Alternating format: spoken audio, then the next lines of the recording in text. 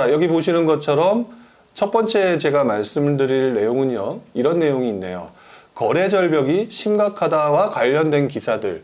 사실상 최근 몇 개월 동안 어떤 부분이 좀 있었냐면은 거래 절벽 얘기가 아니라 바로 직전에는 금리 인상, 부동산 가격 하락, 이쪽이 조금 더 도배가 됐던 그 시장의 분위기였다면 최근 들어서 나오는 기사를 자세히 보시게 되면 거래 절벽과 관련된 기사가 은근히 많이 나옵니다. 지금 보시는 것처럼 맨 위에 완전 씨가 말랐다. 서울 같은 경우는 분양권 거래 0건 역대급 사태다라는 내용이 나왔고요. 그 다음에 한동안 사람들이 몰려가고 있었다라고 얘기를 하고 있는 빌라 시장도 찬바람, 거래량은 반토막이 됐냐, 뭐 이런 내용도 나오고 있고요. 그 다음에 용산 2건 거래됐고요. 마포 7건 거래됐다. 이게 실화냐? 역대급 거래 종말 시대, 이런 내용도 나오고 있죠. 자, 이러니까 분양시장도 당연히 힘을 못 쓰는 상황에 대해서 나온 것 같고요. 여기서 보게 되면 평당 분양가, 매매가 보게 되면 분양가가 굉장히 높으니까 그러지 않아도 거래 절벽인데 이런 상황이니까 이게 분양시장이 힘도 못 쓴다. 자, 그 다음에 나름대로 정부가 생애 첫 집을 구입하는 사람들한테 LTV도 올려주고 뭐 무주택자들한테 집을 사라고 얘기를 해왔는데 막상 생애 첫 집에 매입주택을 하려고 하시는 분들은 기존과 비해서 약 한 37%가 줄어들었다. 자, 그러다 보니까 주택 거래 절벽이 이 정도였어? 뚝 거래진 거래 회전율, 뭐 이런 기사도 나오는 것 같아요. 자, 그래서 한번 이 기사를 한번 보고 이야기를 좀 한번 해보려고 합니다. 금방 조금 전에 보셨던 기사, 완전 씨가 말랐다. 입주, 분양권 거래 제로. 역시 뭐 금리 인상 전매 제한, 뭐 완전 씨가 말랐다. 결국에는 8월 매매 건수가 10분의 1 토막이 났고 전월세 거래량도 안 됐고, 자, 그러니까 입주권 거래 제한을 규제를 풀어야 된다라고 하는 기사가 맨 마지막에 나오고 있죠. 저는 이런 기사를 볼 때마다 항상 그런 생각을 합니다.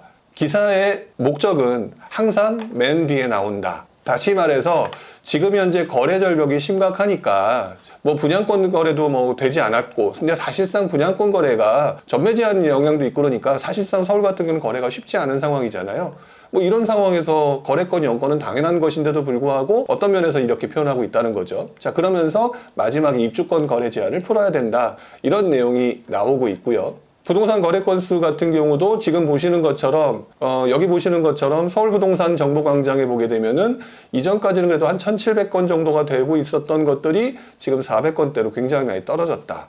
자, 이런 내용들이 나오고 있죠. 이런 것들 때문에 일반인들, 제가 여기서 말씀드리는 일반인들이라는 거는 거의 대부분의 대중이 되겠죠. 대중 입장에서 보게 되면 거래 절벽이 그러지 않아도 좋지 않은데 하나가 더 얹어지니까 더 문제가 되겠구나라는 생각을 하게 될 가능성이 높다라는 거죠. 자, 그것을 가지고 또 어떤 언론에서는 이 부분 이제 너무 이게 심각해지니까 이거 좀 풀어야 되지 않느냐, 이런 기사가 나오고 있는 거고요. 자, 그 다음에 여기 보게 되면은 주택시장 절벽이 이 정도였어? 라고 하면서 뚝 거래진 거래 회전율. 자, 그 다음에 거래 가능한 그 집 1만 개 중에서 32개, 거의 뭐 거래가 안 된다라고 하는 상황이죠. 이 정도로 문제가 됐고 자취를 감춰버린 이 상황이 됐다 보니까 좀 문제가 심각하다. 시장 상황이 거래 실종기에 접어들었다라는 내용이 나오고 있죠. 그 밖에 이제 쭉 여러 가지 내용들이 나와 있는데 사실상 지금 현재 상황으로 보게 되면 이거 심각하다라는 상황을 지금 계속 대변하고 있는 것이 아닌가라는 생각을 좀 해봅니다. 자, 그 다음에 이런 상황을 가지고 여러분들은 어떻게 생각하시는지 모르겠는데 저는 이런 생각을 하게 되는 것 같아요. 자, 지금 보여드렸던 것처럼 이렇게 부동산 거래 절벽이 심각하다라는 얘기가 나왔죠. 자, 심각하다라고 하는 얘기가 나왔는데 그런 나온 상황에서 가장 큰 문제가 되는 부분들 있죠. 가장 큰 문제가 되는 부분들은 거래 절벽이 이렇게 된다라고 했을 때 일반인들, 우리들 같은 경우는 큰일 났다, 그렇지 않아도 안 좋은 상황에 이것까지 더 얹어지니까 문제가 되겠구나 라고 생각하기가 쉬운데 저의 경우에는 조금 다르게 보고 있습니다. 왜 그러냐면 거래 절벽이 이 정도로 심각해 본 적이 제 기억으로도 그렇게 오래전까지도 이 정도까지는 좀 아니었다라는 생각이 들어요. 이게 이 말은 무슨 말이냐면 심리가 위축된 상황에서 또 하나가 얹어지게 되는 경우에는 여러분들이 생각하는 지금 일반적인 생각처럼 더 심각한 상황이 올 수 있다라고 하는 부분에 대한 두려움이 점점 퍼져나가게 되겠죠. 자, 이렇게 되게 되면은 정부 입장에서도 상당히 좀 애매해지는 상황이 됩니다. 정부 입장에서도 상당히 애매해지는 상황이 오기 때문에 어떤 현상이 나타나게 되겠냐면은 결국 정부가 제 경험을 가지고 말씀드리는 거죠.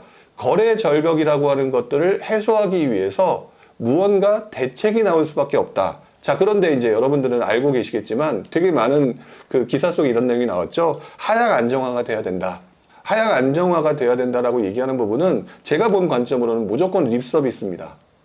무조건 립 서비스고 정말로 거래가 안 되는 경우에는 시장 상황이 굉장히 문제가 커진다. 문제가 커지기 때문에 이런 상황이 왔었을 때의 정부의 그 다음 행동은 말로는 하향 안정화이지만 더 이상 떨어지는 걸 막기 위해서 무언가 대책을 내놓는다. 그 대책 중에 하나가 저는 15억 이상 대출 규제 완화 이 부분을 가지고 처음에 던진 것이 아닌가라는 생각을 해요. 자, 준주님, 현재 고가 대비 30% 떨어졌는데 50%까지 갈까요? 라고 질문을 하셨습니다. 지금이 뭐 하락장이다 아니다를 떠나서 일단은 지금 현재 심리가 이렇게 문제가 되는 상황이라고 한다면 당연히 고가 대비 30% 떨어진 부분이 있는 곳에서 더 멘탈이 약하신 부분이 던지는 경우에는 떨어질 수가 있겠죠. 자, 그런데 한 가지 좀 생각하셨으면 좋겠어요. 그 물건이 그래서 모든 사람들이 그렇게 던지고 있느냐가 더 중요한 핵심 포인트라고 저는 생각을 하거든요. 지금 맨 밑에서 황행복님이신가요? 어디가 30% 떨어졌나요? 라고 얘기를 하셨는데 아마 준주님께서 보시기에 내가 사는 곳, 내가 가지고 있는 그 지역들이 그렇게 된 것 같아요. 그런데 그 지역에 있는 물건들과 비교를 해보게 되면은 그런 것들은 일부일 가능성이 높고요. 일부일 가능성이 사실상 모든 사람한테 전파돼가지고 이것들이 흔히 말하는 하락장에 돌입할까봐 정부가 걱정해서 무언가 대책이 나올 가능성이 높다라고 하는 부분들을 제가 느끼고 있다는 거죠. 그러니까 저는 소아파리님 북한보다도 주택 거래량이 적을 것 같은데요 라고 얘기를 하셨는데 그 얘기는 지금 그 정도로 심각하다는 얘기죠. 결국 이 말은 앞으로 그 지난 몇 개월 동안 계속 나왔던 얘기, 부동산 중개업소 거래가 좀 안 돼서 팔이 날리고 폐업률이 높아지고 이런 것들이 되게 되면 결국 이런 시장이 예전에도 똑같아 있었다는 거죠. 똑같이 있었기 때문에 이런 부분이 지나고 나면 나중에 어떻게 바뀌었는지를 한번 생각을 해보시라는 거죠. 그리고 그 부분을 제가 경험한 바에 의하면 아직 추가적인 하락 요인이라고 말할 것들은 금리 인상밖에 없어요. 나머지 부분은 어떤 측면에서는 굉장히 좋은 지표가 여전히 살아있는 상황이기 때문에 저는 개인적으로 이런 상황이라면 올 하반기, 사실상 지금 이제 9월이니까 하반기 접어들었죠? 9월에서 10월 사이에 부동산 대책이 하나가 분명히 나온다. 이렇게 보고 있습니다. 왜 그러냐면 여러분들 기억하시겠지만 9.13 대책, 11.15 대책 뭐 이런 대책들을 보게 되면 항상 어떤 시기에 나오냐면 9월달, 10월달에 부동산 관련 대책들이 굉장히 많이 나와요. 왜냐하면 이 시점에 거래가 보통 움직여지는 상황인데 이 시점까지 분위기가 안 좋다면 뭔가 대책이 나오게 되겠거든요. 그래서 여러분들은 이 9월달, 10월달에 정부가 무슨 대책을 발표하겠느냐라고 하는 부분들을 조금 이제부터는 지켜볼 필요가 있다. 그 부분이 얼마나 시장에 큰 영향을 미치는지, 사실 9월달, 10월달 대책이 시장에 가장 큰 영향을 미친 적이 많은 것 같아요. 예를 들어서 아까 제가 11.6 대책이라고 얘기를 했었죠. 11.6 대책이라고 하는 게 11.6 대책인가 12.9 대책인가라고 그 부분이 2003년도에 나왔던 대책이기도 하고요. 그 다음에 이번에 뭐 9.13 대책 같은 경우도 요 시점에 나왔었죠. 9월 달에 나왔었죠. 그렇기 때문에 원래 9월달, 10월달에는 부동산 대책이 나오는 시점에 굉장히 가까운 시기인데 하필이면 이 시점에 우리 언론기사에서는 거래 절벽과 관련된 얘기가 지금 나오고 있다. 그래서 이 거래 절벽과 관련된 부분을 분명히 정부는 모르고 있지 않을 거다라는 생각을 하고 있습니다. 그동안의 사례로 봤었을 때는 그럴 가능성이 상당히 높다. 저는 지금 현재 정부의 부동산 대책이 나올 것 같다라고 말씀을 좀 드렸습니다. 나올 것 같다라고 말씀을 드렸는데 지금 현재 어떤 얘기들이 나오고 있는지를 한번 보도록 해야 되겠죠. 지금 보시게 되면은 그동안에 한 2주 정도 나왔던 기사를 한꺼번에 쭉 한번 정리를 해봤는데요. 정리를 해보니까 이런 기사가 나오고 있죠. 첫 번째, 집값은 반토막 내야 된다. 하락을 밀어붙이는 정부, 이렇게 좀 내용이 있죠. 그러지 않아도 불안해 죽겠는데 정말 답답하죠. 자, 한번 이 기사를 보도록 해야 될 것 같아요. 이 기사를 한번 보면서 얘기를 좀 해야 될 것 같은데, 자, 이 기사를 보게 되면 집값 반토막 밀어붙이는 정부, 자, 그 다음에 추경호 장관은 10% 떨어뜨려야 되고, 원희룡 장관 같은 경우는 급등기 이전으로 가도 충격이 없다라고 하는 부분이 있는데, 정부가 집값을 하향 안 시키겠다는 의지를 거듭 드러내고 있다라는 내용이 나오고 있죠. 자, 그런데 다시 한번 이 기사 중에 이런 내용들이 나오고 있습니다. 이 기사를 보게 되면요, 하반기에 집값은 빨리 떨어져야 좋은 것, 연착륙이 중요한 이유라는 기사가 나오고 있죠. 이 기사를 다시 한번 보게 되면은요, 좀 전에 말씀드렸던 거래 절벽과 관련된 얘기가 여기서도 나오고 있습니다. 우리들 중에 지금 현재 이 방송을 보시는 분들은 그렇게 생각을 하고 있지 않겠지만, 생각보다 투자자들보다 일반적으로 생각하시는 분이 많으니까 그분들은 집값은 빨리 떨어져야 좋은 것이라고 생각을 하고 있겠죠. 그렇기 때문에 지금 이런 기사들이 집값은 뭐 반토막 내야 된다, 하락 밀어붙이는 정부, 이런 내용들이 나오고 있는 건데, 자, 보시면 매수자가 관망세가 확산되면서 거래 절벽 넘어서 소멸 상태. 자, 근데 그 다음에 이렇게 나옵니다. 국민 순자산이 74.4%가 부동산이고, 소비 위축, 급락되는 소비 위축, 경기 침체 가능성이라고 얘기를 했죠. 자, 여기서 경기 침체라는 얘기가 나왔는데, 경기 침체와 관련된 부분은 제가 지난 몇 주 전인가 한번 얘기를 했던 것 같아요.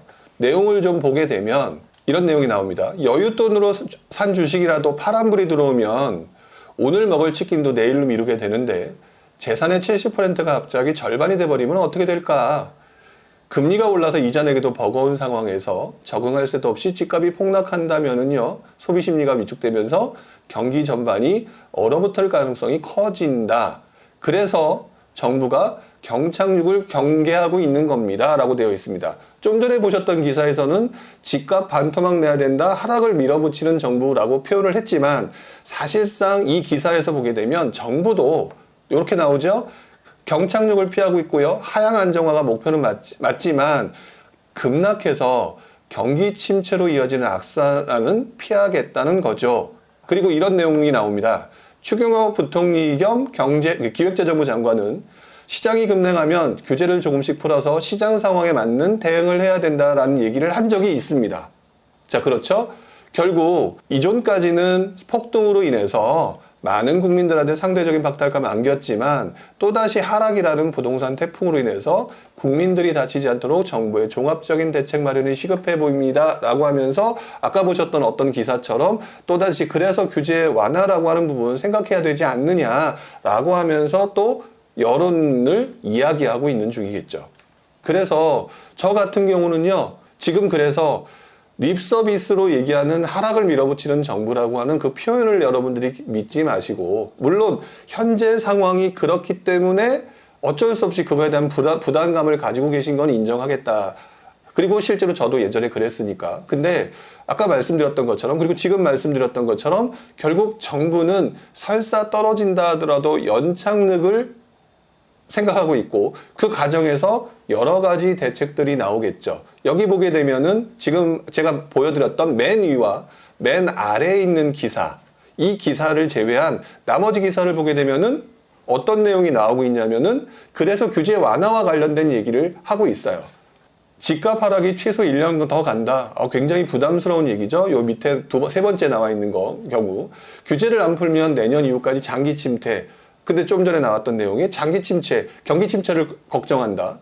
자, 그 다음에 가계부채 증가 부담에도 경착륙된 더 큰 경제 쇼크, 특단의 처방이 필요하다. 여기서도 똑같은 기사가 나오고 있으면서 밑에 몇 가지를 얘기를 하고 있죠. 상승장에 누더기 된 청약제도를 풀어달라. 민원이 bom을치고 있다. DSR도 제발 풀어주세요. 생애 첫 주택구입까지도 줄었다. 그러니까 풀어줘야 된다. 자, 그 다음에 10억 이상 주담대 부분이 있죠. 원래 한다고 했다가 다시 돌아섰죠. 이렇게 얘기를 했잖아요. 주담대를 고려하고 있다. 단독 뉴스가 막 며칠 동안 나오다가 추경호 장관이 아직까지 그걸 고려한 적이 없다. 근데 그 다음에 나온 대책이 뭔가를 한번 생각해 보십시오. 규제 지역을 어디를 풀까라는 얘기가 또다시 기사에 나오죠. 여러분 기억하시겠지만 규제 지역을 풀게 되면은요. 규제 지역을 풀게 되면 그쪽이나 대출이나 LTV나 그 관련된 부분이 규제 완화 부분이 자연스럽게 되죠. 즉 눈앞에 보이는 15억 주담대 대출 규제를 풀려고 했다가 조금 분위기가 안 좋으니까 넣었지만 결국 다른 내용으로서 규제 지역을 풀어주면서 15기사이든 뭐 기타 등등 대출 규제와 관련된 부분을 조금 풀어주려고 하는 부분으로 우회로를 선택하려고 하는 모습이 지금 보이고 있는 거잖아요. 자, 그러면서 부동산 규제 지역 역효과만 불러서 폐지를 하든지 통폐합을 하든지 이런 내용이 계속 나오고 있습니다.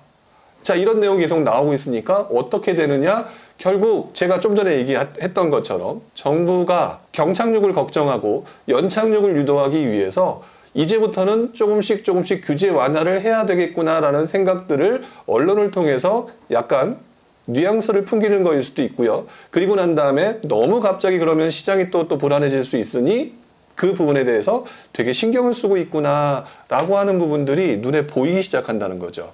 자, 여러분들은 어떻게 생각하시는지 궁금합니다.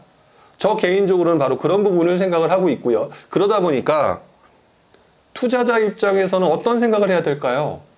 투자자 입장에서는 지금 제가 말했던 것처럼 한다면 내 집이 안 팔려요, 내가 뭘 살려고 하는데 뭐가 안 보여요, 이렇게 일하겠지만 어떤 규제 완화를 어떻게 해야 될지 모르겠지만 그 부분에 대해서 또 다른 틈새가 나타날 가능성이 보여진다. 그 보여지는 부분에 대해서 집중해야 된다. 자, 그 내용은요, 제가 그동안 말씀드렸던, 계속해서 말씀을 드렸었죠. 상승장의 투자 기술은 상승이 계속 이어질 때 하는 것이다. 그리고 난 다음에 시장이 조정장이 들어오거나 변곡점에 들어오는 시점에서는 그동안의 투자 방법을 바꿔야 된다라면서 제가 뭐라고 했냐면, 여러분들이 그동안 조급했던 속도를 줄여야 된다. 자, 그 다음에 모든 장이 오르는 상황이 아니다. 그러니까 그거에 따라서 정부의 정책이든 뭐든 그 변동으로 해서 테마가 발생하는 그 부분에 대해서 사람들이 이동하게 될 테니 그것들을 계속해서 봐야 된다라고 말씀을 드렸습니다. 그래서 여러분들이 지난 몇 년간 봤던 그런 아무데나 사도 오르는 그런 시장이 오기는 쉽지가 않다라는 얘기를 계속해서 하는 것이죠. 저는 지금 현재 보여드린 뉴스 기사에서처럼 이 기사를 보면서, 이 기사를 통합적으로 보면서 어쨌든 시장 자체가 심리가 위축되고 거기다 금리 인상까지 한다고 그러고 또 미국이 또 요즘에 물가 상승률이 또 높게 나왔다고 하죠. 그러니까 금리 인상하니까 또 계속 안 좋은 것만 보이는데, 그러다 보니 정부는 또 다른 반대편 측면에서 무언가 하려고 노력하고 있다. 여러분들이 올려주셨던 질문 한번 보면서 얘기를 해보도록 할게요. 1등 가자님이 하락에 그래서 시초는 아닌가요? 라고 얘기를 하셨는데, 저는 제가 항상 누누이 말씀드렸죠. 부동산 투자자라면 그동안은 상승장이냐 하락장에 따라서 상승장이면 투자하고 하락장이면 도망가고 이렇게 많은 분들이 해오시는 게 맞지만, 그런 경우는 일반인의 경우고요. 일반인들이 제일 많이 하는 거고, 투자를 오래 하셨던 분들은 하락하는 가운데서도 이런 변곡점과 정책 변화에 따라서 투자 대상, 투자 지역을 찾는다라고 계속해서 말씀을 드리잖아요. 일반적인 얘기는 알아듣기는 쉬워요. 그리고 그런 어떤 특정 지역을 찾아서 투자하기는 어렵죠. 근데 이 시기가 가장 여러분들의 실력이 가장 많이 느는 시기라고도 여러 번 말씀을 드렸습니다. 저 역시도 이때 실력이 엄청나게 늘었어요. 왜? 시장을 보려고 애를 쓰니까. 자, 그러니까 그 부분을 생각해 주셨으면 좋겠고요. 자, 일체유심조님, 정부가 작정하고 집값을 내린다 하니 좀 부담스럽지만 아까 제가 말씀드렸죠? 그런 거는 아니다. 그리고 제가 20여 년 동안 보면서 이런 것들을 반복되는 것들을 계속 봐왔다라고 말씀드렸잖아요. 그러니까 여러분들 그 부분 꼭 잊지 않으셨으면 좋겠습니다. 4년 차면 신축인데 왜 떨어질까요? 라고 얘기를 했는데, 그거를 생각하셔야죠. 4년 차면 신축인데 왜 더 떨어질까요? 라고 얘기하는 거는 4년 차, 그러니까 신축이라서 떨어지는 게 아니에요. 신축이라서 떨어지는 게 아니라 뭐 때문에 떨어지느냐? 직전에 사람들이 가장 좋아했기 때문에 떨어지는 거예요. 이 말은 또 어떻게 적용이 되느냐? 상승이 있으면 하락이 있죠? 상승이 있으면 사람들이 추격 매수하는 사람들의 일반적인 심리가 있습니다. 그렇기 때문에 항상 오버슈팅이 항상 나와요. 항상 오버슈팅이 나왔다가 이런 시점이 되게 되면 자연스럽게 오버슈팅 했던 사람들은 그냥 멋모르고 들어가는데 분위기가 달라졌으니까 불안한 거죠. 자, 이분들이 물건들을 내놓기 시작하니 이 물건들이 떨어지는 속도가 빠르거나 또는 그 급매물 가격이 발생하기 때문에 우리들이 볼 때 하락의 속도가 굉장히 커져 보이는 거죠. 신축이기 때문에 왜 떨어질까 이해를 못하는 거는 신축이라서 그동안 올라가는 것만 봤기 때문에 그러신 건데, 중요한 거는 저는 상품이 중요한 게 아니라고 생각을 해요. 상품이 중요한 게 아니라 여러분들의 심리가 중요한데, 그 심리에 있어서 신축이기 때문에 지난 몇 년간 굉장히 오버슈팅을 하셨다. 오버슈팅한 지역이 지금 많이 떨어지고 있다. 근데 아까 제가 요 책에서 언급을 잠깐 했었죠. 부자들은 항상 역발상을 한다. 자, 그러면 어느 순간 시간이 지나면 다시 신축이 좋아하는 거는 변함이 없잖아요. 본능이잖아요. 자, 본능이라면은 다시 신축 가격이 올라갈 수밖에 없을 거다. 근데 그 가격이 크게 떨어졌다. 그렇다면은 어느 정도 안전 마진이 확보될 수 있다. 자, 이 부분을 한번 생각해 볼 필요가 있다라는 거죠. 투자가의 삶님, 어떤 명칭이 있으니까 그 명칭은 얘기하지 않겠습니다. 누구누구는 월브TV에 나와서도 최소 40에서 70% 이상 하락한다고 하는데요. 라고 하는데, 제가 그러지 않아도 며칠 전에 제가 한번 정리를 했었는데, 통계 수치로 보게 되면은, 많이 떨어진 곳들은 30%가 거의 우리가 알고 있는 수준이 맞고요.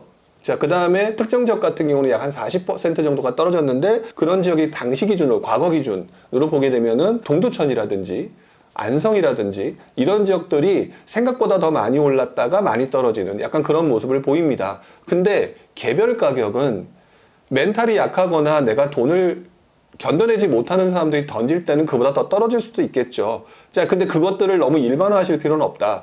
뭐 40에서 70% 떨어진다라고 얘기하는데, 저는 제 기억으로는 70%까지는 본 적이 없는 것 같고요. 40에서 50%까지 떨어진 적이 있는 건 맞아요. 근데 오히려 중심부 같은 경우는 30% 정도가 가장 일반적이었던 것 같고요. 특정 몇 개 정도는 실제로 떨어진다. 오히려 그거를 기회를 삼으면 되지 떨어지는 걸 가지고 걱정할 필요는 없다라고 저는 생각이 들어요.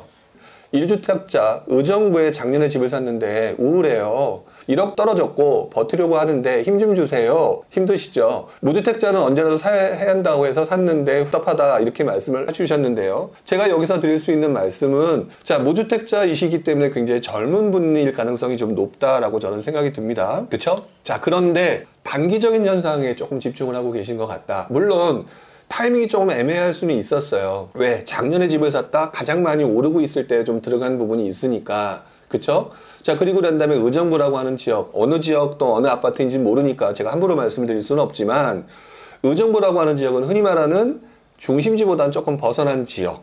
자, 그러다 보니까 아무래도 약간 슈팅이 좀 많이 나온 지역, 오버슈팅이 많이 나왔다, 또는 좀 투자자들이 많이 들어갔다라고 하면은 떨어지는 거는 당연한 거일 수도 있습니다. 우울하다고 하는 거는 내가 사고 난 다음에 떨어진 가격이니까 그러신 거잖아요. 그럴 때 저 역시도 우울했던 적이 분명히 많았고요. 20년 투자했는데 그런 거 없었겠습니까? 한두 번이 아니었었어요. 자, 그런데 결론부터 말씀을 드리면 그 1억 떨어진 거는요, 그 1억 떨어진 것을 판 사람들, 그 급매로 던진 사람들이 1억 떨어진 것에 손실을 확정시키신 것이고, 여러분들 같은 경우 그렇지 않고 충분히 뭐 하는 데는 지장 없어 라고 얘기를 하신다면 저는 괜찮을 거라고 보여져요. 자, 무주택자는 언제라도 사야 된다고 해서 샀는데 라고 얘기하셨죠. 제가 이제 여기서 많이 말씀을 드리죠.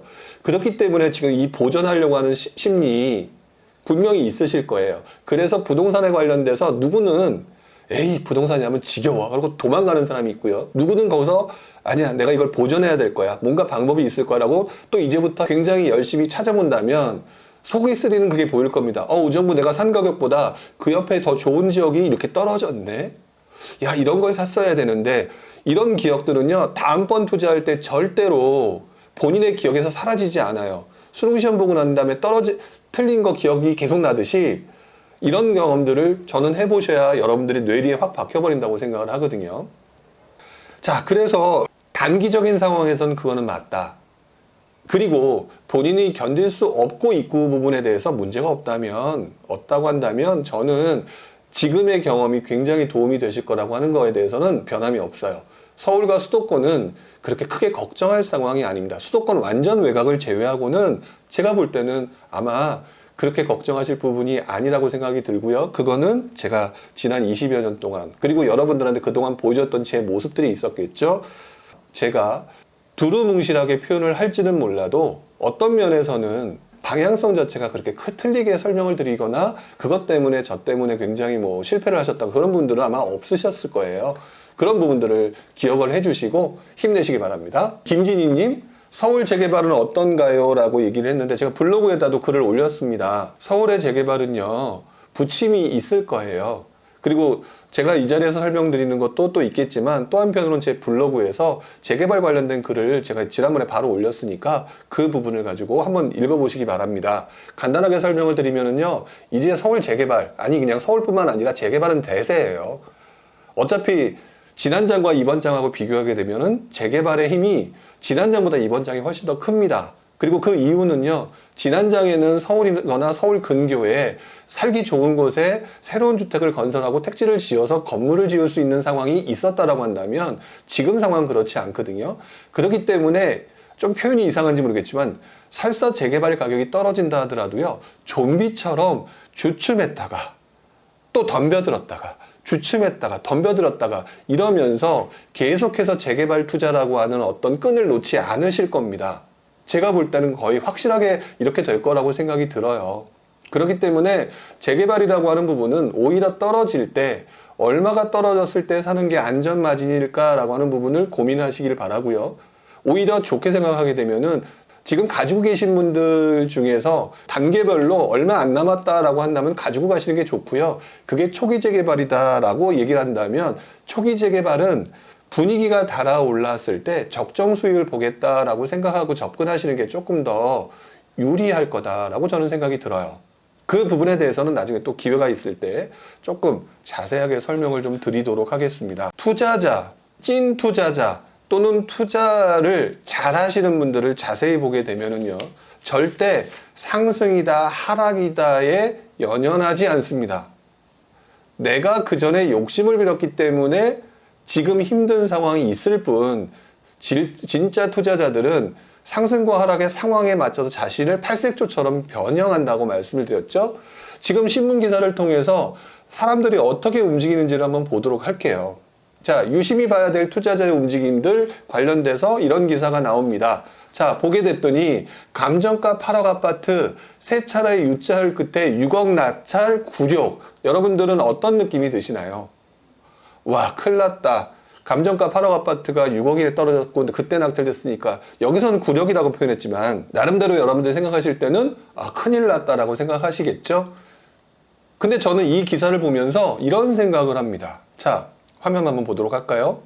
지금 내용 나와 있는 것은 상계주공 11단지입니다. 보니까 세 차례 유찰 끝에 매각, 굴욕, 인기 재건축 아파트, 경매도 싸늘하다. 아니, 일반 아파트도 팔리지 않는데 경매 시장 역시도 시장이 위축되는 건 당연하겠죠. 자, 그런데 상계주공 11단지가 8억이고 58평방미터인데 6억에 낙찰됐다라고 얘기를 하고 있거든요. 자, 세 차례나 유찰됐고 서울 지역 아파트는 경매 시장에서도 선호도가 높아서 두 차례 위찰되는 경우가 사례가 드물었다. 당연한 소리죠. 왜? 그동안 올라가고 있었으니까 서울, 특히 사람들이 선호하는 아파트가 이럴 리가 없잖아요. 그러니 당연히 유찰되는 사례가 없죠. 근데 요즘에 이런 것 때문에 심리가 위축되면서 초역세권에다가 재건축 호재까지 갖춘 단지보다 매각이 쉽지 않아졌다는 평이다라는 기사가 나오고 있는 거죠. 그쵸? 근데 이런 기사는 저희들 같은 사람들한테는요, 와, 싸게 살 수 있는 정말 좋은 기회네 라는 생각을 하게 됩니다. 여러분들 경험 삼아 한번 상계 11단지에 뭐 호갱노노나 해가지고 가격의 움직임을 한번 자세히 보시기 바랍니다. 제가 이 자리에서는 뭐 시간상 문제로 이렇게 보여드리지는 못하겠지만 들어가서 한번 보시게 되면은요, 흔히 말하는 하락장 때 2007년 이후 8, 9, 10, 11, 12 뭐 이런 하락장 때 이 상계주공 11단지 같은 경우가 정말 하락장 때 어떻게 움직였는지를 한번 보시죠. 보시고 나면은요, 생각보다 많이 떨어지지 않았다는 걸 보실 수가 있을 거고요. 이런 물건들은 지금 현재 상계주공 11단지를 가지고 계신 분들, 이건 다른 아파트도 마찬가지예요. 감정가 8억짜리를 갖다가 6억에 낙찰됐다고 내 집이 6억이야라고 받아들이는 사람은 하나도 없습니다. 어떻게든지 간에 그 가격이 원래대로 회복하기를 바라고, 그래서 물건을 내놓지 않고 버티고, 결국에는 이 버티는 사람들이 나중에 무슨 행동을 하게 되면요, 살아나게 되면은 가격을 더 올리고 그동안의 보상심리처럼 했던 모르지 못했던 부분을 또다시 올리려고 하는 게 이번 상승장에서 보셨잖아요. 그런데 그 물건을 갖다 6억 주고 산다라고 하게 되면 8억짜리가 7억으로 팔릴 수가 있겠죠. 경매니까 6억이니까. 그렇다 하더라도 나는 6억에 샀다가 7억에 팔면 되지 라면 안전마진을 볼 수 있겠네? 뭐 이것저것 비용 처리라도 할 수 있게, 그 수익은 낼 수 있겠네? 이렇게 접근하는 사람들이 발생한다는 거죠. 실제로 저는 이런 거 되게 많이 봤고, 저도 뭐 그 부분에 대해서 안 했던 사람이 아니니까 이런 식으로 나타날 수 있다. 자, 그리고 한번 또 보겠습니다. 두 번째 보게 되면 4억이 빠지니까 큰 손이 움직인다. 자, 일반인들 자꾸 얘기하는데 항상 모든 행동은 부자들의 행동을 따라가야 되고 부자들이 하는 모습들을 봐야 된다고 얘기했는데 대다수 행동은 아닙니다. 한번 볼까요? 4억 빠지자 큰 손이 움직인다. 잠실 엘리트 급급매 현금 거래로 팔린다. 이게 뭔 소리인지 한번 보도록 하죠. 자, 기사를 보게 되면 4억이 빠진 자, 큰 손들이 움직인다라는 내용이 나오고 있죠. 한 달 사이에 8월 31일 나왔던 거니까 8월 중에 나왔던 내용인 것 같아요. 잠실동 단지들 토지거래 허가, 증가세, 토지거래 허가를 받아야 되는데도 불구하고 들어오는 사람들이 늘었다. 신고가 대비 떨어지니까 매수가 문의가 늘었다. 매물이 쌓이니까 집주인들은 더 내려하나 고민한다라고 하지만 이 지역에 살고 계신 분들이 아마 여기 방송을 보시는 분들도 있을 수 있겠죠? 정말 더 내려야 한다고 고민을 하십니까? 아니면은 버티기 한다고 생각하십니까? 상당수는 아마 버티기 한다고 생각하실 가능성이 높죠. 결국에는 이른바 큰 손들의 관심들이 몰리고 있다. 부자들이 이렇게 한다라는 거죠. 부자들이 이렇게 한다. 자, 영향을 받지 않는 현금 부자들이 이른바 급금매만 눌러서 매수해 나왔다는 얘기가 나오고 있다. 여기서는 대출금리에 영향을 받지 않는 현금 부자라고 하니까 나랑은 상관이 없다라고 생각하기 쉬운데요. 잘 생각해 보시면 그동안 투자를 잘 하지 않고 유심히 관찰만 했던 분, 소극적인 사람들도 있었겠죠. 이런 사람들은요, 많이 투자하지 않고 일반인들은 온갖 동네를 돌아다니면서 투자를 하려고 하지만 이런 분들은 가만히 있다가 어차피 대장주가 이렇게 떨어졌다면 그냥 사야지라고 하는 행동들을 많이 한다는 거죠. 되게 많이 한다는 거죠. 이런 행동들을 하신 사람들이 제가 경험한 바에 의하면 정말 많이 돈을 법니다. 되게 많이 안 하는데 되게 많이 벌어요. 이런 행동들을 하는 사람들을 자세히 보시게 되면요, 멀리 가지도 않아요. 내가 아는 동네만 합니다. 아니면 좋다고 하는 데만 합니다. 이렇게 하면서 아무 때나 투자하지도 않아요. 오히려 역발상으로 이런 것들이 떨어졌다라고 생각이 들면은 들어가는 그런 모습들. 자, 나와 무엇이 다른지를 한번 생각해 볼 필요가 있겠죠? 자, 그 다음에 또 다른 기사를 한번 보도록 하죠. 자, 아파트 거래 절벽이 깊어지자 상업 업무용으로 투자 몰렸다. 역시도 이게 뭐 대세의 상황은 아닐 거예요. 어떤 내용이 있는지를 보게 되면은 사람들이 움직인다는 얘기죠. 아파트가 거래 절벽이 깊어지니까 상업 업무용으로 투자 몰렸다라고 얘기하면서 자, 여기 보면 오피스텔 거래가 늘었고요. 아파트 거래는 최저도 떨어졌고요. 자, 이러면서 전체 거래의 20점이 올라 역대 최고다. 언제부터 기준을 했는지 모르겠지만 거의 최고라고 하죠. 자, 이러면서 상업용 업무용 건축물이 시장 성적표가 갈렸다. 정말 많은 사람이 들어온 건 아니겠지만 어쨌든 오피스텔을 포함한 상업용 건축물은 굉장히 많이 거래됐다라고 얘기가 나오고 있죠. 결국에는 시장의 움직임은 항상 변한다라는 거. 저는 그래서 항상 투자를 할 때 이런 움직임을 따라다니지 어떤 특정 지역에 내가 그동안 했던 방식을 매번 반복하지 않는다고 저는 항상 말씀을 드리죠. 지난 수년간 수요가 집중됐던 아파트 시장은 타격을 받았지만 수익형 부동산은 월세가 오르니까 상대적으로 적은 영향을 받은 것으로 풀이된다. 자, 수익형 부동산의 경우는 이렇게 이자 부담을 줬어요. 수요가 꾸준히 이어지고 있는 것으로 보인다라는 내용이 나오고 있다라는 거죠. 저는 이런 것들을 보면서 이런 부분들을 보게 된 것 같아요. 자, 또 다른 기사를 한번 보도록 할까요? 자, 오피스텔 얘기가 나왔으니까 상가도 한번 보도록 할게요. 상가 매매 가격 역대 최고. 대단지 상가 입찰 첫날 완판. 뭐 모든 동네가 완판되는 분위기는 아니겠죠. 수익률이 떨어지는 게 또 있으니까. 근데 보니까 9월 4일 기사입니다. 상업용 부동산 활발이라고 얘기했는데 어느 지역이 좀 있나라고 쭉 봤는데 일단 뭐 매매가는 많이 오르고 있고요. 뭐 단지 내 상가 눈길 뭐 이러면서 유동인구가 그러니까 단지 내 상가 중에서 유동인구가 유리한 뭐 어떤 특정 지역 아파트 이름이나 이런 건 얘기하지 않겠습니다만 이런 지역에 뭐 공실 부담이 적고 예상 수익을 알 수 있는 것이 강점이다 뭐 이런 것들로 들어가고 있다는 거죠. 요 밑에는 광고의 개념이니까 밑에는 보지 않겠고요.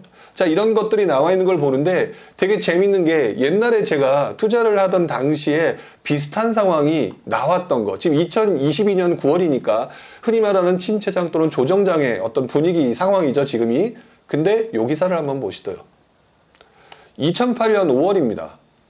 2008년 5월 같은 경우는 9월 15일에 리먼 브라더스 사태 터지면서 굉장히 무너졌던 시기니까 당시로서는 어쨌든 리먼 브라더스 사태가 터지기 전까지는 금융위기가 아니었고 무언가 투자처를 찾는 상황에서 당시 나왔던 기사를 보게 되면 2008년 5월달 기사를 보니까 당시 주공 분양 산대 단지 내 상가가 인기가 좋다라고 하면서 뭐 투자금이 엄청나게 몰리고 어떤 지역 내에 인기가 부양됐다 이런 현상들이 나타나죠. 저는 이런 것들을 보면서 역시 사람들은 똑같이 움직이는구나 이런 생각을 했었습니다.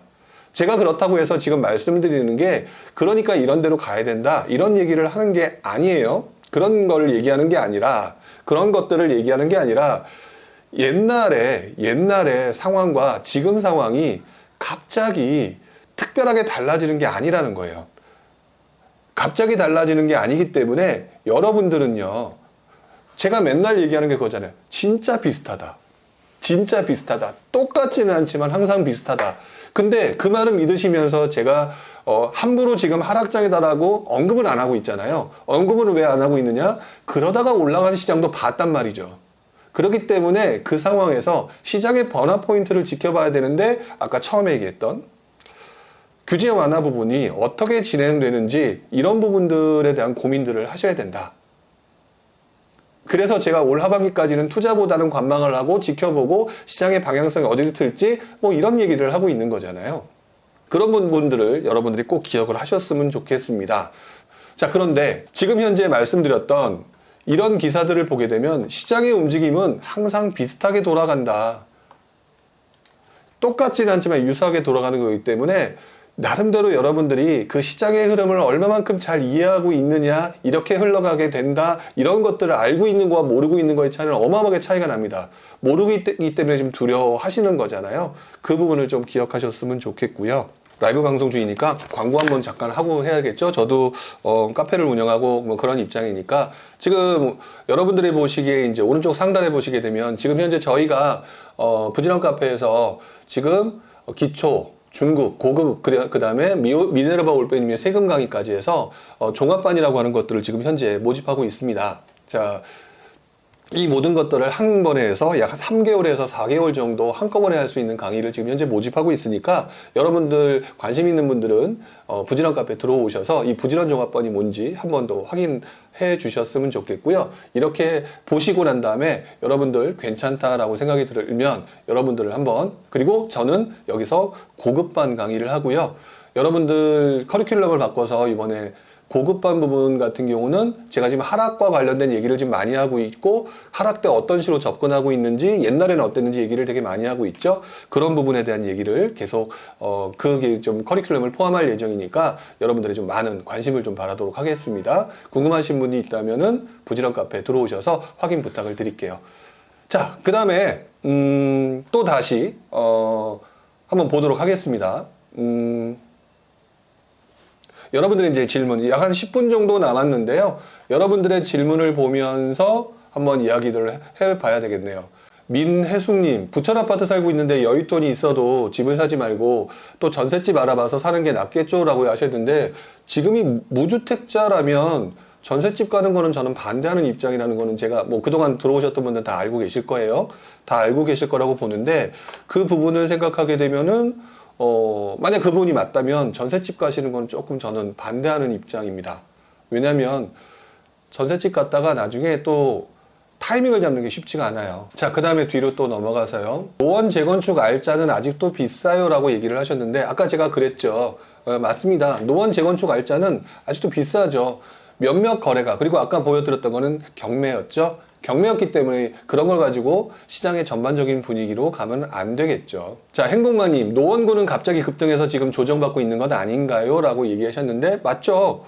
제가 아까 그 얘기했던 거 기억나시죠? 뭐든지 상승장에 있어서 관심도가 높고 상대적으로 싸서 관심도가 밀려 들어오게 되면 굉장히 많은 사람들이 들어와서 오버슈팅을 나오는 경우가 많다. 자, 그리고 난 다음에 떨어지는 것은 어찌 보면 당연한 현상이다. 이렇게 말씀을 좀 드릴 수가 있겠죠.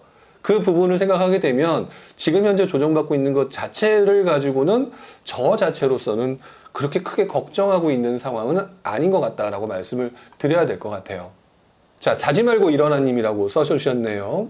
무주택자 내년에 결혼 준비해야 해서 주택을 고민 중입니다.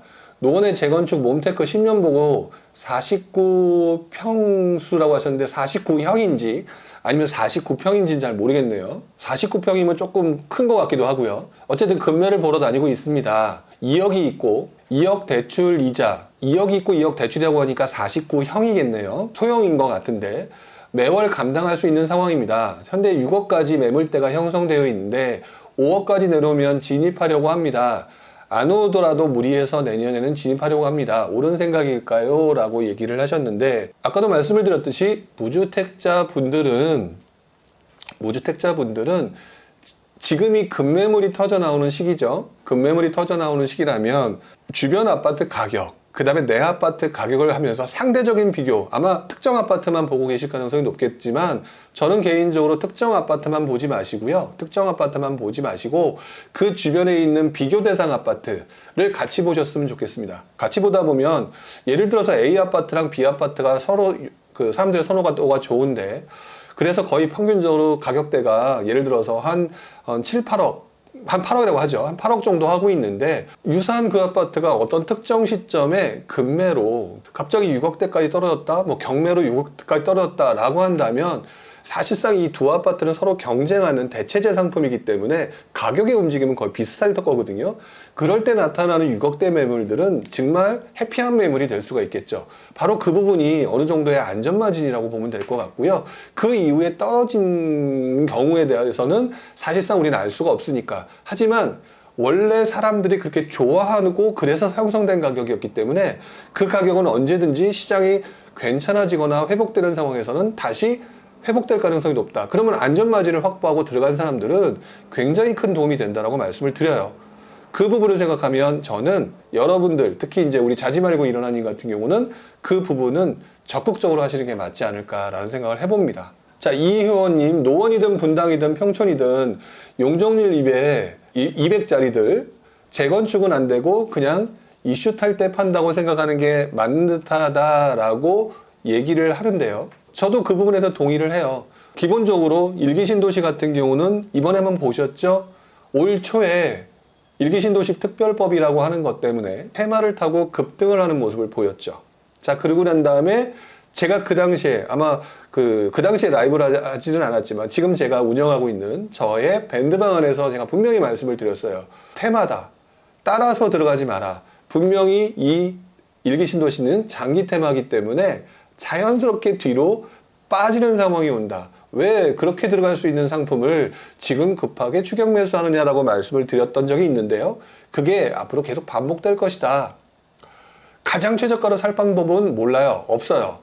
그렇게 맞출 수 있는 사람도 없고. 그러니까 이 의원님 말씀처럼 지금은 당분간 명확한 상황이 나타나기 전까지는 이슈에 따라서 뭐 팔든지 매수하든지 하는 방법이 상당히 좋은 방법인 것 같아요. 자, 일체유심조님, 약간 좀 세민하셨나요? 무주택자들은 좋겠어요. 이제 골라 먹으면 되니까요. 라고 얘기하셨지만, 뭐, 맞는 말씀일 수도 있겠죠. 근데 또 그분들은 지금 이렇게 분위기가 안 좋은데 사야 되나요? 라는 고민이 분명히 있을 거예요. 또 반대로 지금 주택을 구입하고 계신 분들은 그만큼 상승분을 마련을 하셨으니까 어느 정도 도움이 됐었겠죠. 그렇기 때문에 서로 뭐든지 양날이 있다. 양극단이 있기 때문에 너무 어떤 한쪽에 치우치면서 얘기를 해서 좀 뭐라 그럴까, 비교를 하게 되면 흔히 말하는 상대적인 박탈감에 빠지게 됩니다. 상대적인 박탈감에 빠지게 되니까 여러분들 너무 이렇게 비교는 항상 매수를 할 만한 그 집과 유사 대상을 비교하는 걸로만 비교하시지 다른 걸로는 비교 안 하시는 게 저는 도움이 된다라고 생각이 들어요. 자, 오늘은 그 노원구 얘기를 많이 가 나와서 그런지 노원구 쪽 얘기를 많이 하시는데, 이렇게 많은 사람들이 노원구 참 좋다는 얘기 많이 하고 계시죠? 이렇게 좋다라고 얘기하는 곳은요, 언젠가는 돌아가기 마련이에요. 이게 보통 이것들을 회복 탄력성이라고 보통 표현을 하죠. 이 회복 탄력성이 있는 곳들, 흔히 말하는 좋은 입지라고 하는 부분인데 1차적으로 서울이죠. 그리고 난 다음에 재건축 이슈가 있죠. 이런 곳들은 언제든지 움직인다. 이 부분만 생각하시면 되는 것 같아요. 근데 노원구만 그러느냐? 다른 곳도 많다. 그게 꼭 경기도라고 한다고 하더라도, 그리고 인천이라고 한다고 하더라도, 사실상 오늘 제가 인천에 관련된 부분도 좀 준비를 좀 했었는데 시간이 관계상 인천 얘기는 오늘 좀 못할 것 같고요. 나중에 또 기회가 되면 한번 얘기를 하는 걸로 하죠. 어쨌든 제가 볼 때는 여러분들 이런 노원구와 같은 것들, 오늘 긍진님 들어오서 이렇게 표현하셨는데요. 오늘 노원구가 많이 언급되는 거 보니 좋은 동네인 것 같아요. 이게 보통 사람들의 모습이라는 거죠. 그래서 사람들의 모습을 봐야 된다라고 하는 게 바로 이런 부분인데요. 이런 것들이 결국 나중에는 움직임이 나타났을 때 다시 한번 발현하는 경우가 상당히 많습니다. 상승으로서. 자, 그렇게 보시면 될 것 같아요. 제가 볼 때는 지금 현재의 상황, 한번 정리를 좀 해볼까요? 지금 현재의 상황은 최근 몇 주간 거래 절벽에 관련된 이슈가 나오고 있다. 이 거래 절벽에 대한 이슈가 나오고 있다는 것은 개인적으로 정부도 잘 알고 있다. 그리고 실제로 과거 상황을 돌아보더라도 금리 인상 이후에 나타나는 경기 침체, 여기서 나타나는 부동산의 분위기의 조정 또는 분위기 위축, 이런 부분들은 결국 결과론적으로 소비 위축으로 연결되기 때문에 또다시 경기 위축으로 연결된다. 이렇게 경기 위축으로 연결되게 되면은 이 부분으로 인해서 다시 한번 정부로 하여금 경기 활성화라고 하든지 규제 완화라고 하든지 이런 쪽으로 전개를 시키면서 또 다른 규제 완화로 인한 투자 상품, 투자 대상지가 나타날 가능성이 높다라고 생각하시면 되겠죠. 오늘 기사에서는 설명을 안 드렸지만 기사에 이런 내용이 나왔죠. 종부세 배제 대상 중에 지방주택 3억 미만이라는 내용이 나오고 있었습니다. 그걸 보셨는지 모르겠지만 그런 것들도 영향을 미칠 수 있겠죠. 단지 지금은 심리 위축 때문에 이런 현상들이 발생했으니까요. 그런 부분이라면 또다시 누군가 투자자는 분위기의 전환에 따라서 또다시 행동을 바꿀 수 있다라고 하는 부분들을 기억하셨으면 좋겠습니다.